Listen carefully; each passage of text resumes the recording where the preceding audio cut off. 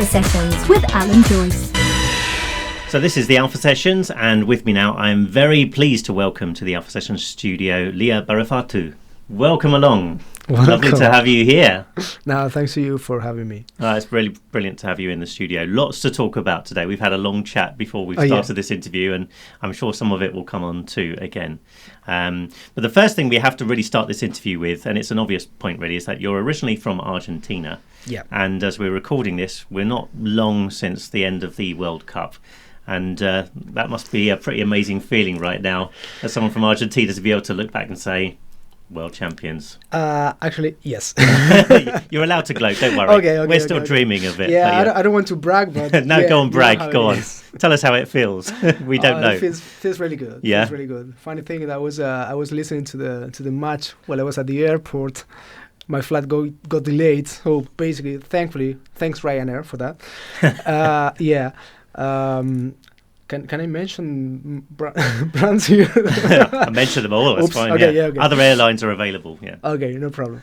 So yeah, because the flight got delayed, I was able to hear the whole match, and I was the only crazy guy at the airport, like celebrating and saying, "Yeah, world champions!" Yeah. Finally, after 30 something years, 30.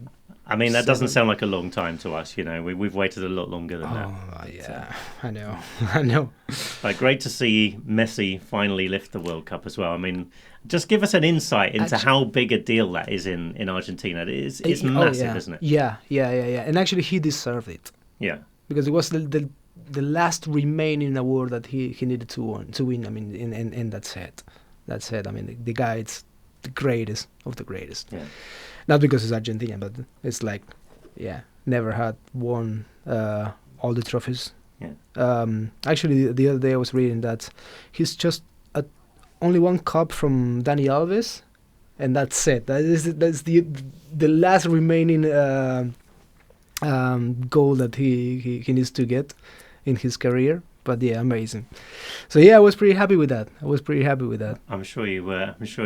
Gutted that you probably didn't get to actually watch it as it was happening, but no, I didn't have the chance. But you know what? I had the chance of being at the Finalissima at Wembley. Wow. Where they played against Italy, and I'm half Italian. Yeah. My father is Italian, my mom's Argentinian. So before the match, I called my dad. I was like, "Dad, I'm gonna go to the match. Who should I support?" It was like, whoever's winning. Do it. Yeah. Kind of like that, yeah. I mean, who would you support out of the two, or do you support them both, basically?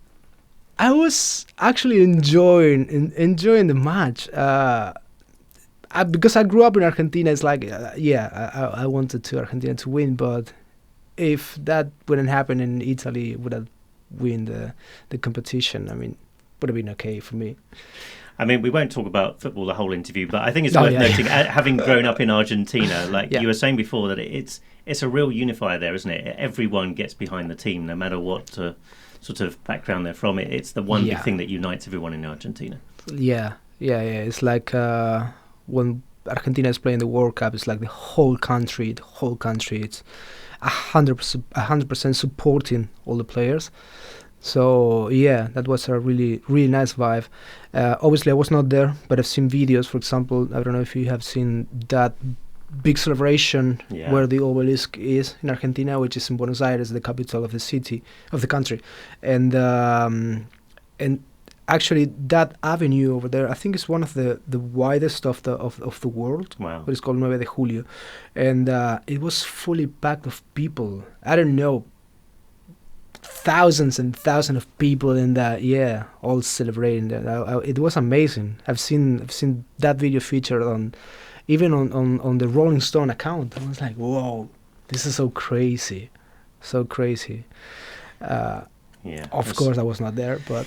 Well, a hell of a party, that's for sure. It'll probably go on for years to come anyway, so next time you go back, they'll probably still be partying over there. Probably. So as you mentioned, you're also half Italian as well. So growing up, where did most of your musical influences come from? Actually from here. Really? Yeah, and the States as well. So I grew up listening to British bands, classic rock. I love Deep Purple, Led Zeppelin, Black Sabbath. all the stuff, and then of course American bands as well. But yeah, so for me coming to London and being doing music here, it was like a all-time dream. Yeah. I mean, when I was a kid, I was always listening to these bands and I was like, oh, that must be so cool being in London back in the 70s and all this stuff. And yeah, and now that I'm here, it's like, yeah. And are those sort of bands really big in Argentina, or is it just something that you discovered? No, actually, it is. The classic bands, classic rock, they are pretty big in Argentina. They have a massive support. I remember that AC/DC recorded a live DVD of their gig. They were touring. I think it was 2009, something like that, and they recorded a whole DVD in River Plate Stadium, which is a club, one of the biggest clubs in Argentina, and they have done that because the crowd was so crazy. And I've heard stories. I was not there, of course, but I've heard stories that that because of all the stadium was jumping during the songs, you can feel like vibrations on the floor, even like half a mile away from the stadium. Wow! So like some sort of earthquake. Yeah. Because of the movement of the 60,000 people jumping all the time. That was crazy. Amazing. So yeah, it's like all those classic bands. They have a lot of support back there in Argentina. I would say in most of South America, because Brazil as well. It's a really good market for those bands as well. I think the Stones, they have done a gig with like 1 million people or something like that. It was like some sort of Guinness record that they have done it on one of the beaches in probably Rio de Janeiro, I guess. So yeah, we have been exposed to that music quite a lot. So at what point growing up did you suddenly decide, okay, that's what I want to do, I want to go into music as a thing? The story how I got into music was it's pretty emotional for me, because I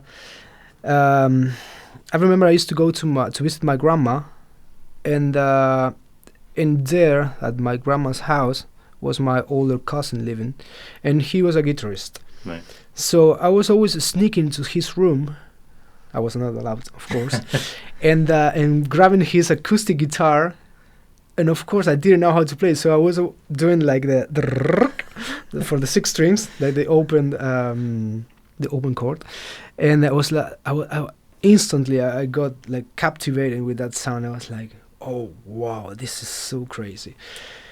Years later, he became my guitar professor. So basically, I know how to play guitar because of him, because of my cousin. So I owe him big time, big time. And yeah, and I remember that he used to have a poster in his room. It was the album cover of Kiss Dynasty. Yeah. Wow. With the 4 faces. Yeah. And I was always in shock with that, because it was I was kind of scared and curious at the same time. So, of course, one of the first bands that I started listening to was Kiss. So yeah, and because I also have older siblings, so I've been always exposed to music that was not from my generation, because I was listening to music from my older siblings. Yeah. So that's how I became into classic rock and all stuff, and yeah, I loved it. And then did you make a decision, because obviously you've fairly recently relocated to London, haven't you? But 4 years ago. 4 years ago, yeah. Yeah. So, but I gather you didn't come straight to London. You lived in Spain for a while as well, didn't you? Yeah. So basically, when I decided to emigrate, to move away from Argentina, my first stop was Spain. Was the easiest one, because it's the same culture, the same language. Yeah. I mean, Spanish is my native language. And then I was there for half a year or so, and then I decided that I wanted to do something like bigger with my career and improving my songwriting as well. So that's the reason why I came to London, which was a pretty huge cultural shock for me at the beginning. And you didn't speak English when you moved to London? No, actually, well, okay. I used to think that I could speak English until I landed here, and I was like, say that again, all the time. No, yeah. I used to speak English from before, but yeah, it took me some time to get used to all the accents that there are here, and slang words, and people speaking really, really fast. So yeah, it was pretty challenging at the beginning. Massive challenge, but well done for you to persevering anyway. And in terms of your music, presumably did you write a lot in Spanish initially before you started writing in English? Yes. I used to write some stuff in English as well, but yeah, it's just like what you said.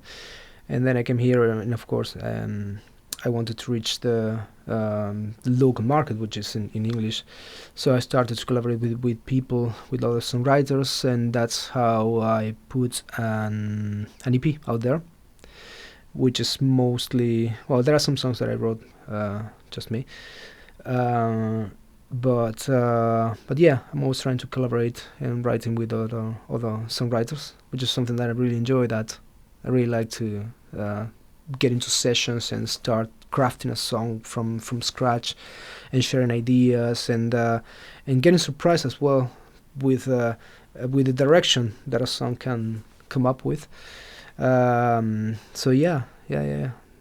That's one of my favorite things. We're going to find out more about your songwriting process shortly, but you've performed 3 brilliant tracks for us here in the studio today. Thank you. And I want to talk about one of them now, because we were talking obviously before about your family, and one of the tracks you performed for us was a track called My Hero, yes, which is for a very close member of your family, isn't it? Tell us more about that one. Well, that song is probably one of the most emotional and one of the most important that I wrote. Again, it's about the only idol that I have in my life, which is my father.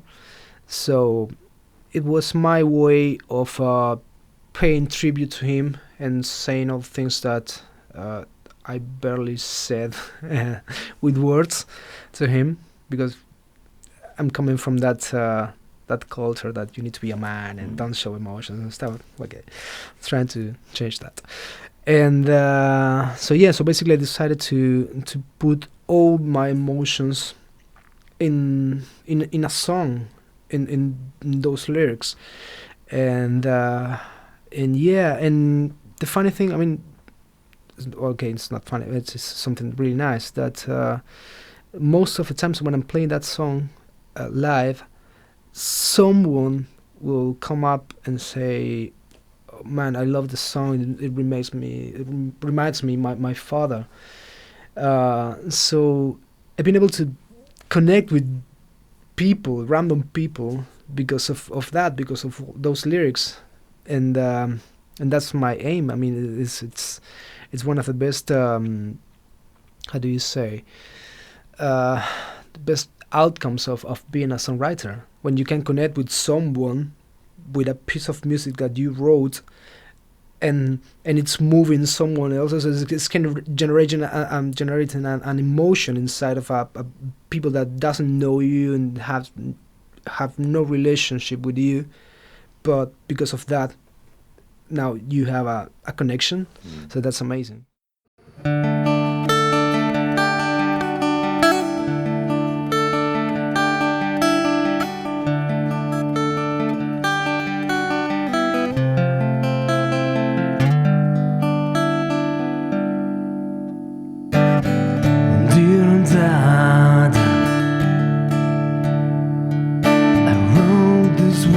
To tell you how much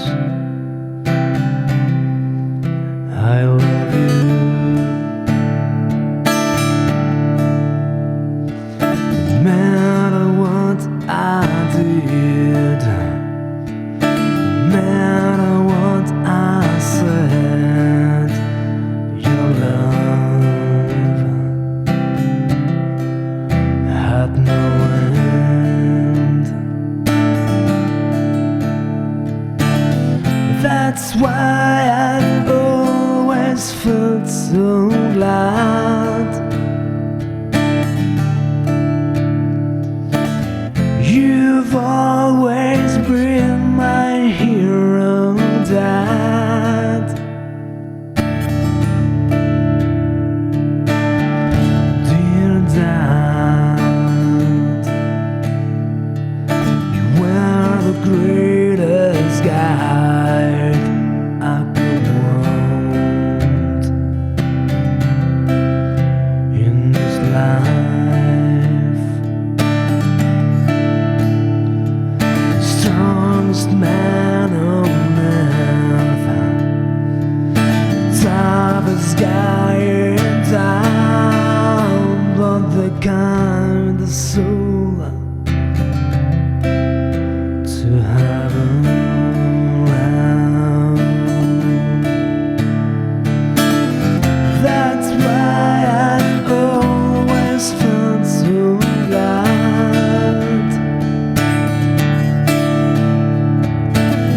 You've always been my hero, Dad. You've always been my hero, Dad. You've always been my hero, Dad.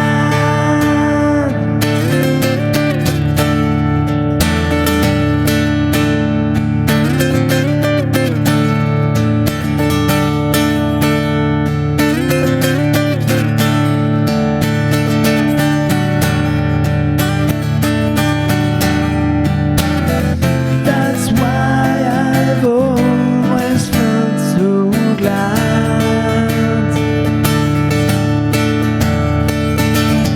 You've always been my hero, Dad. You've always been my hero, Dad.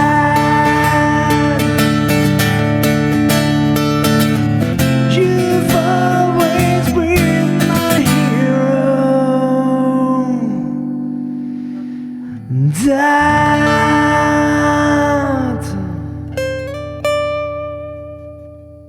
The Alpha Sessions with Alan Joyce. I think the song is wonderful because I think it's just so powerful how you can just sort of say out loud, sort of basically, "You're my hero, I love you, Dad." That, you know, it really spells it out, and it's something that we should all be saying more. So yeah, it's a wonderful track. That was my aim, to be honest. Yeah. So let's talk about, we've obviously talked a little bit about where you've grown up and where you've moved to, but on your Instagram recently you posted that you'd just been to your 30th country. I mean, you are travelling a lot. So talk about some of your highlights of the places that you visited. Where would you say was your favourite? Oh, my favorite. I get that question quite often, to be honest. But yeah, I love to travel. I love to learn from different cultures and expose myself to those environments. And I'm a pretty curious person, so that's the reason why. I wouldn't say that I have a favorite. I love every single place that I've been to. Probably there are some places that I would return, but I'm always trying to go somewhere else, some place different that I've never been before, just to get more experience, more information, and I don't know, learning something new every day, and not every day, I mean in every travel. So yeah, I don't have a favorite one. Places that I could return, yeah, but probably because I haven't seen everything that I wanted to, because I didn't have time or anything. But apart from that, it's like I'm a super curious person, so I'm almost like, yeah. For example, this year I'm still thinking, I don't know how I'm going to do it or where to, but I would like to go to Asia, for example. That I've never been there before. And I would like to see how life is in there, how people, manage relationships with each other, how's the culture, and everything, and feel the vibe as well. So yeah. And have you had a chance to perform at a lot of these countries that you've been to? Some of them, but most of it. For example, this last trip that I've done, that I went to the Baltics, I didn't bring my guitar. Mostly because right now traveling with a guitar is quite inconvenient, and it's not that easy with the planes and stuff like that. But yeah, I mean, I was just exploring, and as I've told you before, one day I broke my record. I've done 40,000 steps in a day. It's like, that was crazy. That is a lot, yeah. Yeah, I was walking and getting lost in the city and exploring. So yeah, didn't have the time for setting up a gig. But I would love to return and play a gig in those countries. Yeah, why not? And I noticed that when you published your Spotify figures for the end of last year, your most listened to country is Spain, actually, which obviously makes sense because you've spent a significant amount of time there. But did you get a chance to play a lot when you were in Spain? Actually, was surprised. Because I'm not singing in Spanish. So yeah, but people, I don't know, some people from there, they're streaming my songs, which is something really cool. And actually this year I'm planning to start writing more in Spanish. My aim or goal, I don't know if I'm going to be able to do it this year, but I would like to put an EP completely in Spanish as well. So having both, an EP in English, an EP with different songs in Spanish. And take it from there, because I mean, I like Spanish. I like the Spanish language as well, as much as English, and I would like to explore that. I mean, my songwriting on that side as well. And what would you say the contrast is like for sort of like a British audience compared to other places in the world that you've performed at? Because you're very up close with a lot of the British audience, because you do busking, which we'll come on to more in a minute. But how do you find the sort of interactions with the audience here compared to, say, back home in Argentina? The thing is that the music that I do in Argentina was not working so well. I mean, it was not the right market in Argentina, so that was one of the reasons why as well I decided to try somewhere else. What I found that in here, people they tend to appreciate more that genre, the singer-songwriter genre, and soft rock, pop rock, which is something that I do, which I was not having that much luck in my home country. So that's the thing. So yeah, I'm pretty happy with that, and thankful and grateful, with all of that. Well, we'll come on to the busking, as I say, very shortly. But let's hear another one of your tracks now. You played for us a track called Your Grace. So tell us a bit about this one. Well, basically, that's a love song. I'm just trying to paint the picture of how it feels when you are in love with someone, and you're grateful that that person comes to visiting you, and all those emotions. So it's quite descriptive. I've used a lot of imagery, and I'm gonna play now. I'm gonna play the short version without the solo and stuff like that. Super stripped down acoustic, but I released the fully produced version of that one, and then I've also came up with acoustic, the stripped down version that is on my Spotify. But yeah, let's give it a go.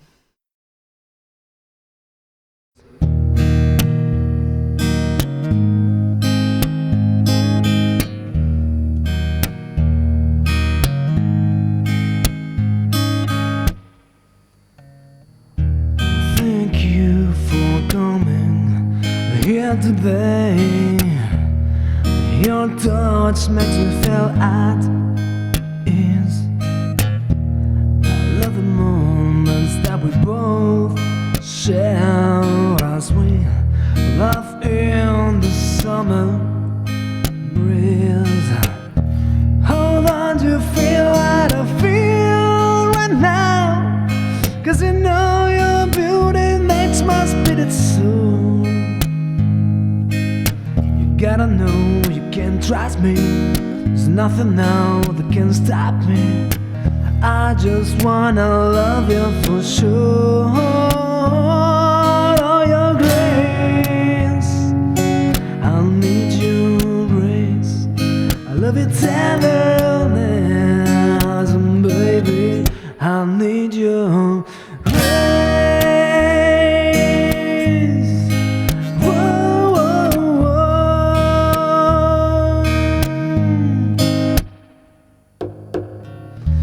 Butterflies dance in the warm breeze. I wouldn't change a single thing. So glad that you are here with the love and joy that you bring. Being with is the sweetest thing. The air that's filled with such delight. When I look into your eyes, I am caught by surprise. Gonna make you laugh me tonight. Oh, your grace, I need your grace. I love it tenderness, and baby, I need your grace. Whoa, whoa, whoa. I need your race.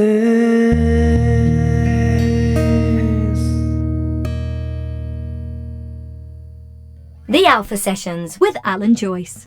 Yeah, that was a track called Your Grace. Really enjoyed listening to that one. And actually what I love about what you do, which I talked to you about just before the interview, is the fact that on Spotify you release acoustic versions of quite a few of your songs. Is that something that you think you'll carry on doing?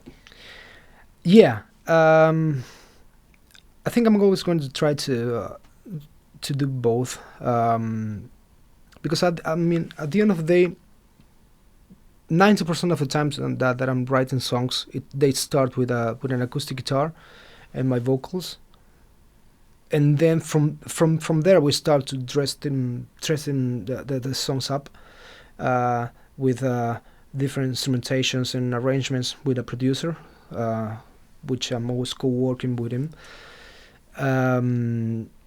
So it's really nice to have like the bigger version of the song, which is the fully produced one. With it's something that you can go back and listen to several times just to find different arrangements and sounds and instrumentations that you are not gonna be able to to realize that they are there in the first listen. But I also love the most pure and stripped down version of music, which is just a vocal in the guitar. That is something that has been captivating me since some years, I would say. Do you find then when you're writing songs that you actually don't think of like the end result of the studio version? You actually write it as a stripped back acoustic song, and then afterwards you kind of work on how that could sound like a full band, if you like? Yeah, exactly. That's lately that is my process for writing songs that they are from my artist project. But saying that, I've been in collaborations with other songwriters for different projects, like for example Briefs, and it depends on the genre, but for example for mainstream pop or EDM-ish and stuff like that, so most of the time you start the opposite way. You start with a backing track or a beat, something like that, and then you start crafting the lyrics and the top line melodies for that backing track, which is gonna be like the finished version mostly of how the song is gonna sound at the end of the day. So generally speaking, would you say you start with lyrics more than melodies, or does it not always work that way? Both. It depends on what happened first. most of the times I like to start with a lyrical theme, for example, like if I have a song title, and I start developing the idea from there, and then music comes to. There is something that is called prosody, which is when the lyrical theme match the music. So it has to have a balance and a connection, and they have to match each other. Some of the times it's the opposite. For example, that I come up with a riff or a chord progression in the guitar that I really like it, and that sparks some I don't know, creativity, and then and top line melodies, and the latest of the process, it's adding lyrics to that. So yeah, it's like there are different approaches, to be honest. There's no like absurd just one rule, one process, and okay, you need to do it this way, and steps may happen, anything. I mean, and would you co-write with other? Have you done that as well? Sort of co-writing with other artists? Yeah, quite a lot. Yeah. With other, most of the times with other songwriters, and I've done with other artists as well. I was last year by September. I was in a songwriting camp in Morocco, Marrakesh, and basically I was co-working with songwriters and songwriters that they were artists as well. So yeah, I've done quite a lot. I really enjoyed that. Yeah, sounds amazing. Yeah, it is. Now, actually, before we started this interview, you were telling us about how you heard about the Alpha Sessions, and I know that you're quite heavily involved with a number of the buskers in the London scene. In fact, one of your regular spots is under the London Eye at Waterloo, just down the road from where I work. So I'm sure I've probably seen you at some point there. But I know you've worked alongside the likes of Charlotte Campbell, who's been a former guest here at the studio. So tell us about how you find the whole busking London thing. What's the busking scene like from your side? Well, basically, it's a huge community. I know quite a lot of them. Probably not like everyone that is in this scene, but because it's huge, it's a really big group, I would say.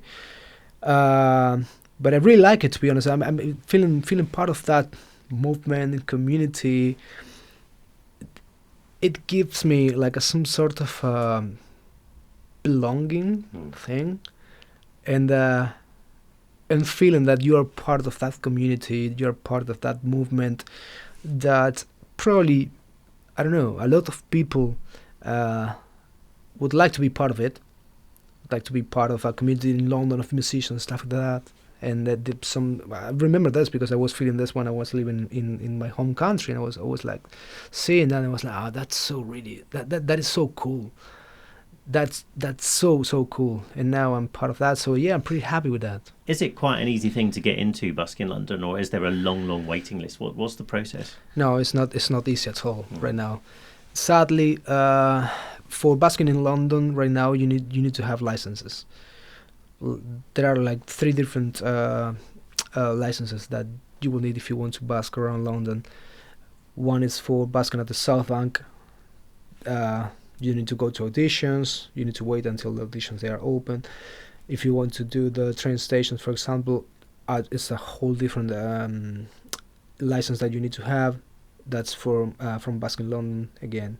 The auditions, they are open like every second year or something like that, I guess.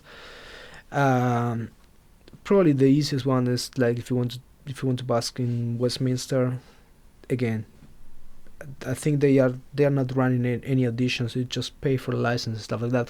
But yeah, it's not like the good old days that you are just I don't know, popping by and start playing music over there. I mean, I think that's the thing that a lot of people misunderstand, isn't it? You don't just rock up with your guitar and plonk yourself in front of the London Eye. No. From what I gather, from what I hear, for one thing, you spend probably most of the day in a queue waiting. Yeah. Hence the reason why I guess you have that community, because during all the waiting time, you're all hanging out with each other, presumably, and looking after each other's guitar cases or whatever it is. So how does it work then? You all rock up at sort of whatever it is, 9 o'clock every morning, and you allocate slots between yourself? Yeah, basically it's a queue process, first come, first served. And when it's a busy day, sometimes you end up waiting 6 hours for a slot to play. So yeah, it's a whole day thing. You need to be there around and waiting, and that's how you get in touch with all the other artists as well. So it's hard because of that, but the other side is like, yeah, at least we are hanging around with like-minded people. Yeah, and it's not that easy. It's not that easy. Have there been any sort of highlights in terms of what's happening whilst you've been busking? Anything that stands out? Any funny moments? I have tons of crazy stories that happened to me that I'm not gonna be able to replicate here. But yeah, I mean, it's like while you're on the street, you see literally everything. I've came across aggression, people stealing money from my guitar bag, but then people coming up with a coffee as a gift for me, or people hugging me, for example, because I was singing a song that meant something for them. So yeah, it's pretty much everything. It's like good and bad things. You can find everything. I guess you have to be quite thick-skinned. I mean, yeah, it can be amazing, but equally there are going to be days where it's quite tough, I guess, where maybe you don't make so much money or you have a few negative interactions. Something that someone said this word to me a long time ago. It's like, you become a tough cookie. Yeah, exactly. And it's like, yeah. And I guess that's why having that community of other buskers who get it, who have been there, who can encourage when you've had one of those days is important. Yeah, we support each other. Because when, I don't know, one of the artists, they're having a bad time or something like that, there's always someone around that's gonna try to help and give some words of encouragement. And is there a favourite place that you have to busk? Well, I really like the South Bank, to be honest. It's like became my second home by now. So because I'm spending a lot of time there, and I really like the vibe as well. It's a really nice place, mostly in summertime. It's amazing. Summertime is amazing. I really like the vibe of the people that is around. I'm not just talking about the community. I mean the people. I mean the tourists or locals that they are just walking around there. They are in a special mood. The Christmas time as well was really cool with the Christmas market. Again, it's one of those times of the year that people is more receptive.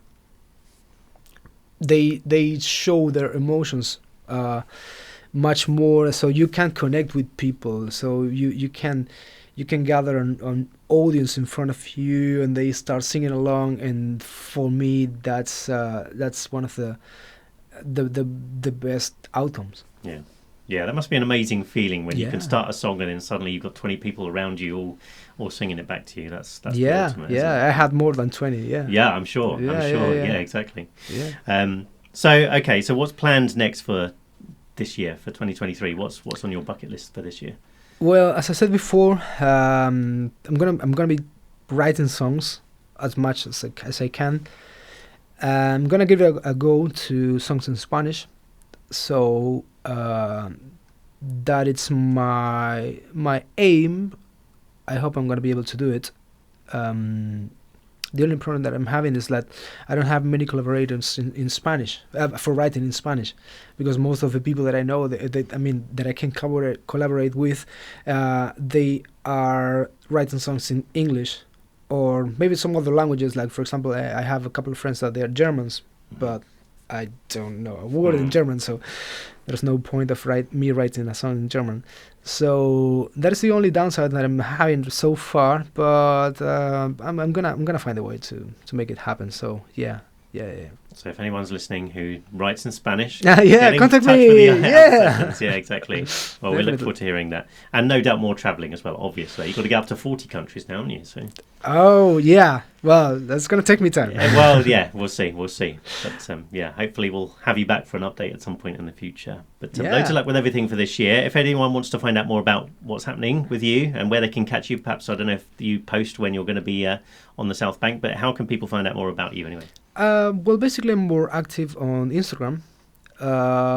So if someone wants to contact me or wants to see what am I doing or gigs or anything, leabaruffato.music at Instagram. I'm also on TikTok as well, but I would say I'm more active on Instagram. Okay. Cool. So make sure you check that out. And we're going to finish up with the final track, which is, I love this track, actually. It's called Hurricane. So tell us more about this one. Well, Hurricane, it's about a specific person that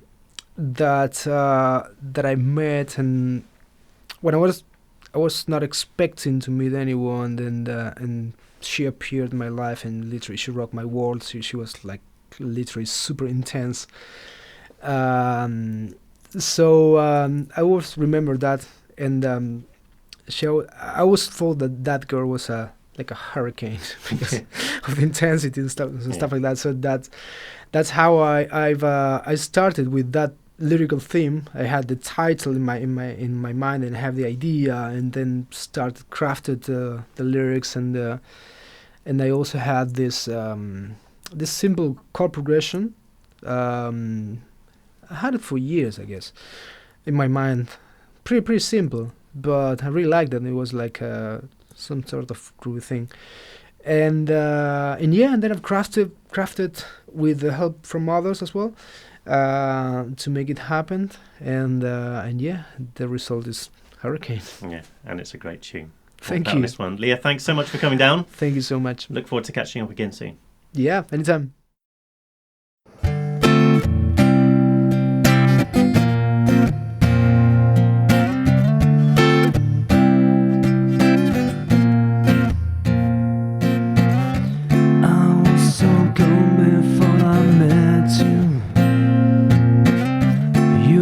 My whole world upside down. You swept right into my beating heart. Now all I know is torn apart.